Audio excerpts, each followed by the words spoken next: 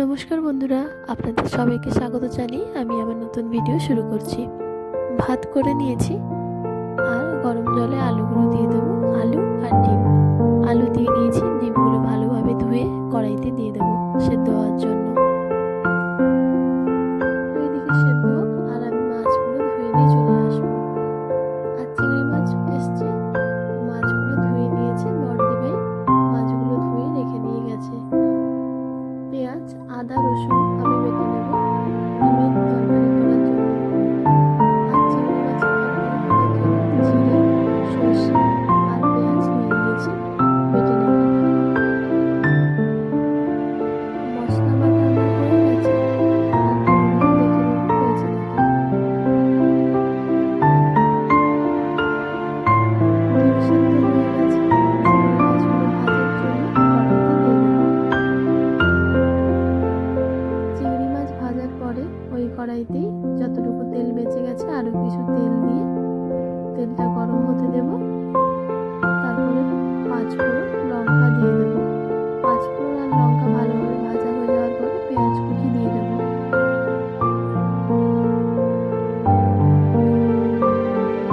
আর যা সবজি কাটা ছিল ওগুলো দিয়ে দেব।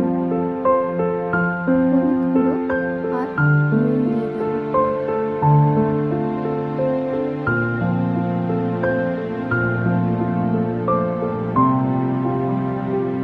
ভালোভাবে নাড়াচাড়া করে ঢাকিয়ে রাখবো। আর আপনারা আমাকে কমেন্ট করে জানাবেন আমার এই রান্নার রেসিপিগুলো আপনাদের কেমন লাগছে। আমরা বাড়িতে রান্না কেমনভাবে করি আমি যদি আপনাদের যদি জানার মতো ভিডিও থাকে তাহলে আমাকে অবশ্যই জানাবেন। সবজিগুলো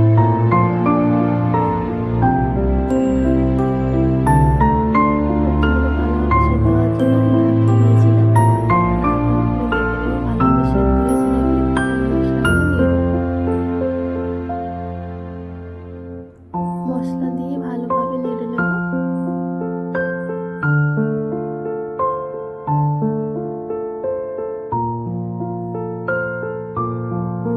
যতটুকু বেঁচে গেছিল ওগুলো ধুয়ে দিয়ে দিচ্ছি।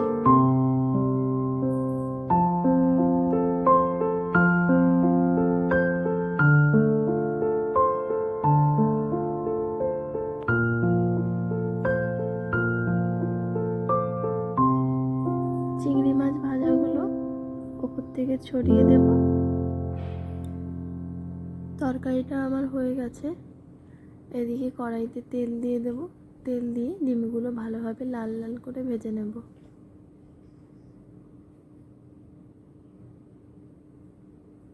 তো ডিমগুলো ভাজা হয়ে যাওয়ার পরে ওই কড়াইটাই ধুয়ে আবারও তেল দেব গরম হওয়ার জন্য। তেলটা গরম হয়ে যাওয়ার পরে টমেটো দিয়ে দেব।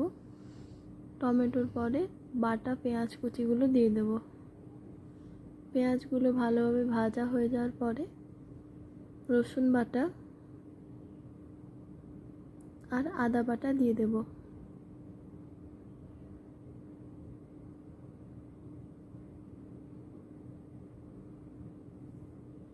মশলাটা ভালোভাবে কষিয়ে নেব। মশলা কষানোর পরে যেটুকু জল বেঁচে গেছিলো মশলা ধোয়া জল ওটা দিয়ে দেব। হলুদ গুঁড়ো, লঙ্কার গুঁড়ো দিয়ে দেব। ভালোভাবে আবারও নেড়ে নেব। মশলাটা ভালোভাবে কষিয়ে নেব।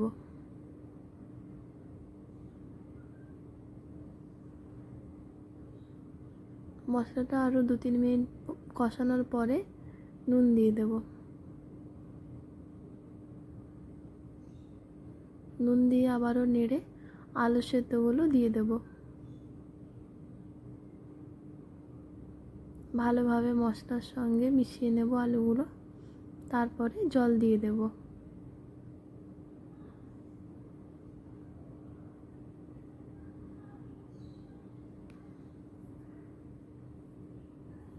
তরকারিটা ফুটে গেলে আমি ডিমগুলো দিয়ে দেব তরকারিতে।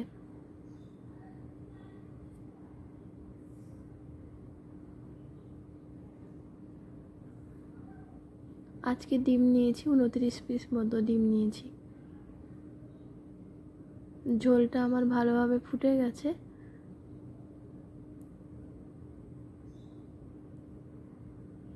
আপনারা আমাকে জানাবেন আমার ভিডিওগুলো কেমন লাগছে, তাহলে আমি আপনাদের আরও নতুনত্ব ভিডিও দেওয়ার চেষ্টা করব।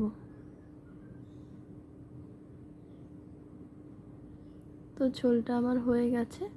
তারপরেই তেল পুঁই করার জন্য কড়াইতে তেল দিয়ে পেঁয়াজ আর লঙ্কা কুচি দিয়ে দিয়েছি। পুঁই শাকগুলো দিয়ে ঢেকে রাখবো সেদ্ধ হওয়ার জন্য। ভালোভাবে সেদ্ধ হওয়ার পরে লঙ্কার গুঁড়ো, সর্ষের গুঁড়ো আর একটু হলুদ গুঁড়ো দিয়ে দেব। ভালোভাবে করে নেওয়ার পরে ওপর থেকে সর্ষের তেল দিয়ে নামিয়ে নেব। আপনাদের ভিডিওটা আজকে কেমন লাগলো আমাকে অবশ্যই কমেন্ট করে জানাবেন এবং আমার ভিডিওটি লাইক, শেয়ার, কমেন্ট করে দেবেন। নমস্কার।